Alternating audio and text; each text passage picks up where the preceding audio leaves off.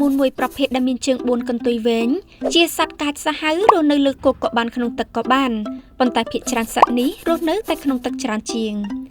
ក្រពើជាសត្វស៊ីសាច់ជាអាហារដែលជាធម្មតាគឺវាប្រមាណចំណីតែនៅក្នុងទឹកបើរៀបរាប់ពីមួយតួខ្លួននៃសត្វក្រពើនេះមានចំណុចមួយដែលមហាជនជាច្រើនតែងនាំគ្នាឆ្ងល់អត់បាត់តាមការនិយាយតគ្នាមកគេថាសត្វក្រពើនឹងគឺគ្មានអណ្ដាតទេអញ្ចឹងឆ្ងល់ថាវាអត់អណ្ដាតដូចដែលគេថាមែនអត់ណ